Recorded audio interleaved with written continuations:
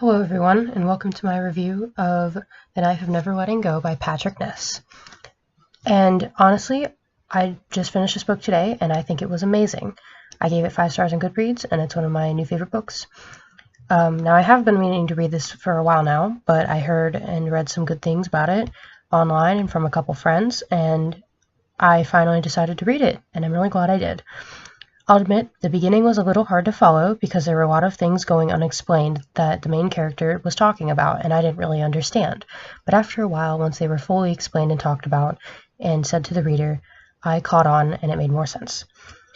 Now, I want to summarize this book, which is kind of hard to do without spoilers, but I'll do my best. So here it goes.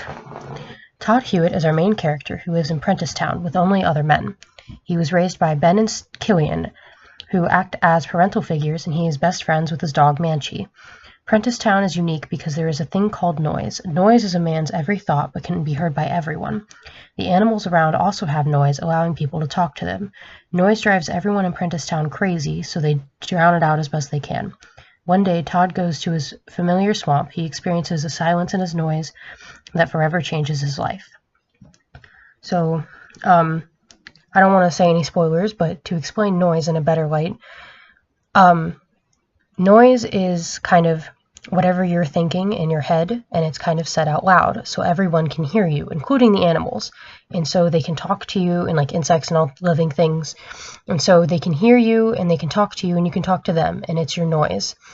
And it makes it to where there's no secrets between anyone. And so it's kind of hard to, like, have anything be private because everyone can hear and see what you're thinking.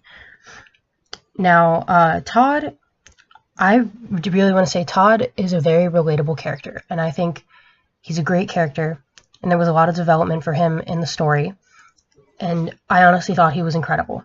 And this isn't really much of a spoiler, but another character you meet at some point, she has depth because you can't really, this is kind of spoilery, so if you haven't read it and you want to, you should probably leave, but if you want to hear it anyways, that's fine. This isn't that big of a spoiler.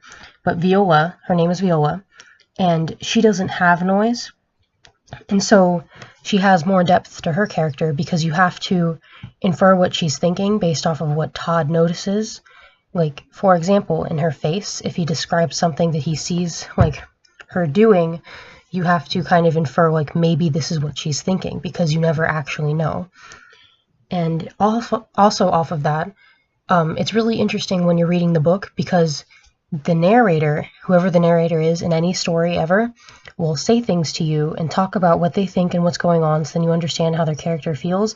But then another character will respond to what they're saying to you, because they can hear it in his noise. And so everything that you read is basically Todd's noise. And so it's really quite incredible because you'll read this thing and you'll be like, maybe he's right. And then Viola will be like, Todd, no, I'm not that crazy. And it's like, whoa, like, it's just a whole new side because every character can hear what he's thinking anyways, so they get the same experience that you do. And it's honestly really cool because it kind of puts a whole new layer to their communication, really. It's quite interesting. And I really love Todd and Viola for both of that. Now, this is definitely spoiler section, so if you still haven't left and are thinking of reading it, you should probably go now and go buy it and read it because it's incredible. I love this book very much. But if you want to listen, you can stay. That's totally great. I'm all down for that. Now, I want to talk about page 125. So, for those of you who read, so this is when Todd and Viola are running from the army and they go across the bridge, and Todd can't cut the bridge down, so what he does is he backs up and lets Viola take her campfire box thing, and she breaks it and drenches the part of the rope in the fluid, presses the button on the box, throws it at it, and blows up the bridge. Now, I thought this was really, really, really stupid. I understand they needed to cut it down, and I understand that if they hadn't, then there would have been a problem. I understand. But my issue with it is, why didn't she just light the box normally and then burn the bridge, and then she could get the box back, so then it's not broken? But instead, she just broke it. And so I thought that was really dumb. If anyone else agrees or thinks that I'm wrong, let me know, because I don't know, that scene irritated me. I was like, what the heck? You just lost like your only source of fire. I thought that was really stupid. It's probably the only thing I have to complain about, really. And also, for those who have read, Manchi, for anyone who doesn't know, Manchi dies in this book, and it is very, very sad. Just quick refresher. So Aaron, the very awful bad guy, takes Viola from Todd, and Todd and Manchi go get her back. But while Todd and Viola and Aaron are fighting over Todd, Manchi jumps over Todd and bites Aaron in the nose and rips it off, like rips off Aaron's nose. And so Aaron says to Todd, he's like, it's like the dog or the girl. And so he kills the dog because Todd chooses Viola over him. And while I understand, it was a very sad, sad death for Manchi. He was one of my favorite characters. He was so cute. He was adorable, and I just thought of him as this big fluffy puppy. And it really sucks because Manchi went through the worst of it in this book. Like, it's really hard to read sometimes. Like, he gets his tail cut off. He gets kicked in the mouth and breaks some teeth. He gets kicked in the eye. He just gets shoved around.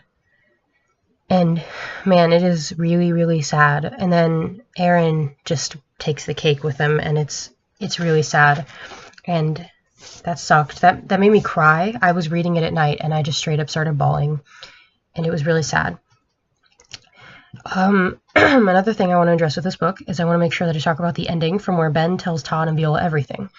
So, when Todd leaves his farm in the beginning of the book, he leaves Ben and Killian, and he finds Viola, and they start going, and he thinks that Ben and Killian are dead.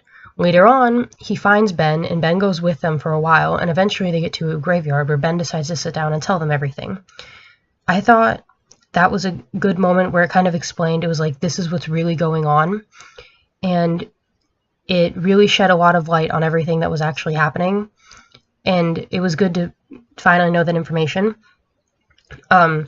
And then from after that, Ben goes down to stop Mr. Prentice Jr. from getting to Todd and Viola, and so those two run away, and they go off farther and farther and farther, and eventually they run to the end and they see Haven. That's where they're trying to get to this entire time. And then they see Aaron coming up the river, so they go down on this little nook thing under this waterfall, and they go to this place and they find this like abandoned church, and so they sit there, and eventually Aaron finds his way down there, and so they have a final battle with Aaron, and it's disgusting, but they do eventually get Aaron to die, because Viola stabs him in the throat, and then after that he falls off the side, and then they go back up, and after they cross to the road by Haven, Mr. Prentice Jr. shows up, he shoots Viola in the stomach, and then Todd stands up to Mr. Prentice Jr., or Davy Prentice Jr., and he makes him leave on his horse. He scares the horse away, and then he takes Viola down to Haven, and Mr. Prentice, the mayor of Prentice Town, stops them and says, this is my town now, basically, and that's how the book ends. So I first want to mention that I read the Odyssey, and my teacher in language arts class told me that every book is the Odyssey or some Shakespeare tale, and this book became the Odyssey for me when Ben told Todd that he was leaving to go stop Mr. Prentice Jr. because Ben is Athena. That's all I can say. And Aaron should be dead, and he was terrible. I didn't like Aaron at all.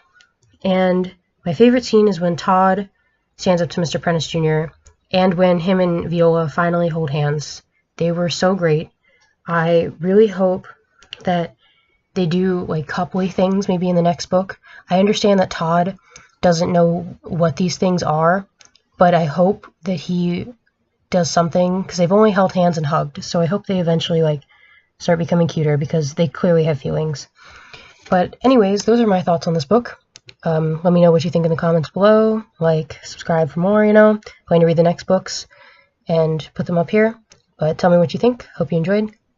Bye.